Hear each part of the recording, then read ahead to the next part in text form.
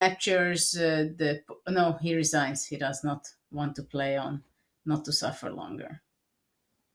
It is game over. Hikaru Nakamura does not play on after that last move. Vidit Gujarati winning for the second time in the candidates against the world number 3. A big win for Vidit. A huge road bump for Hikaru on his path to the World Championship. A loss that's going to hurt a lot for his chances. Robert, after yesterday's win, this is painful.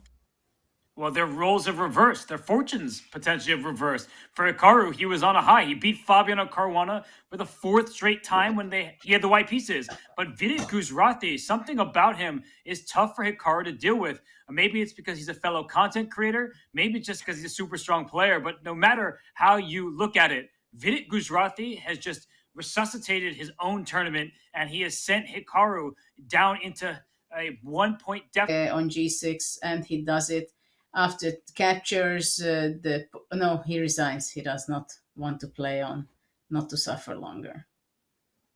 It is game over. Hikaru Nakamura does not play on after that last move. Vidit Gujarati winning for the second time in the candidates against the world number 3. A big win for Vidit. A huge road bump for Hikaru on his path to the World Championship.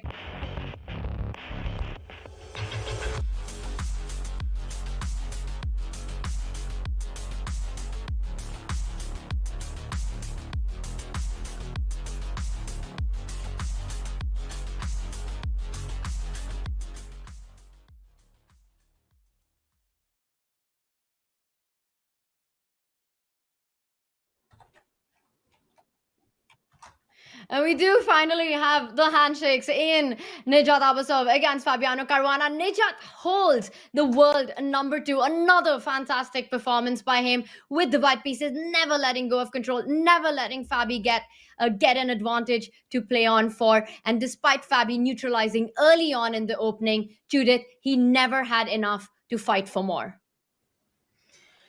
Well, yeah. Fabi tried, and he had, I think, a very comfortable position, but he did not have the... Loving the idea of queen d6 because you're threatening a checkmate. Regardless of what black plays, rook h8 would be a massive threat. And these are our 2 current boards. By the way, we do have a result.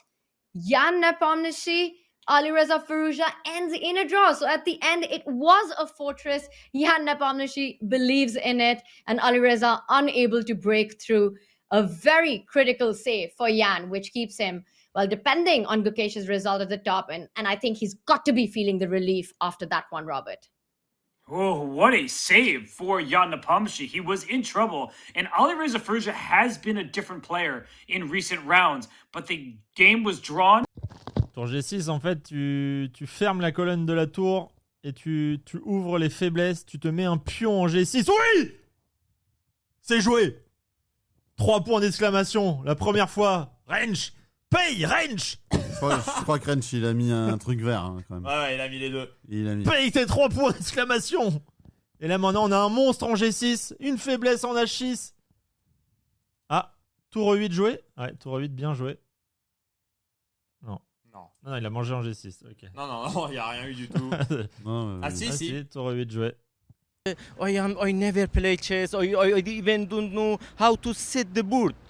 And what is the problem? All the people who could cheating, they could be some people who involved. How could I don't have mobile, I don't have, and I want to watch my son game. What is the problem? All people coming to watch the player, and I come here for 20 days, I could not watch my game of my son. Into his form, into his element would be exactly what Vidit needs right now. And it's been quite the game for him as well. Striking with d4, striking with b4, and in the end, he finds and navigates with precision.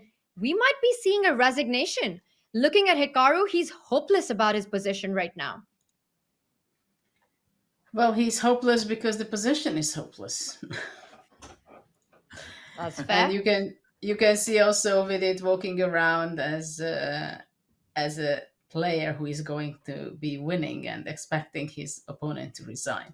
That's the way how he's walking right now. And what do you think, Judith? What is it that's made Vidit such a difficult opponent for Hikaru in this candidates? He wins in round 2 in dominating style. Hikaru never got a chance in that one. And then here it felt the opening went Hikaru's way. But in the complications, we see Vidit once again crushing it through.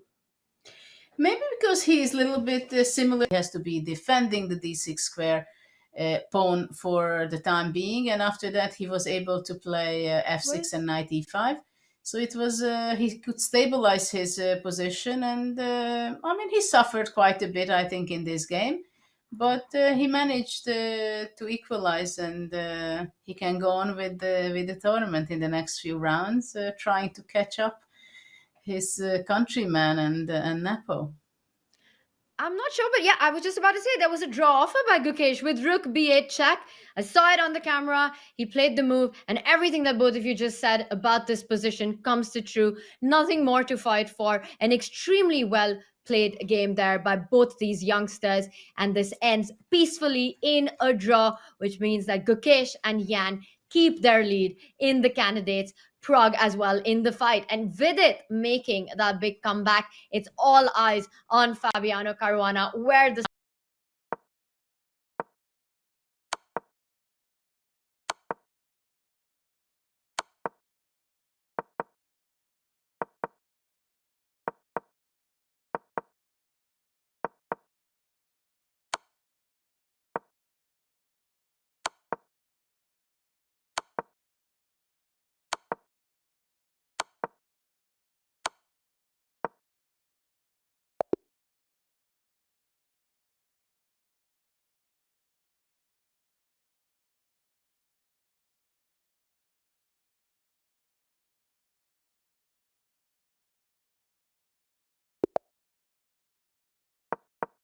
handling everything with the utmost professionalism. Judith, this just feels like Hikaru is going to play maybe 2 more moves. You see it on his face.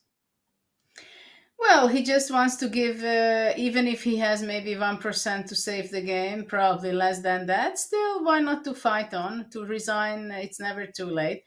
Now, Vidit still has to make a decision whether probably there are several winning moves. I have the feeling. But of course, rook g6 seems to be the most professional finish of the game, taking on g6, and he does it. After captures no, he resigns. He does not want to play on, not to suffer longer. it is game over. Hikaru Nakamura does not play on after that last move. Vidit Gujarati winning for the second time in the candidates against the world number 3. A big win for Vidit, a huge road bump for Hikaru on his path to the world championship.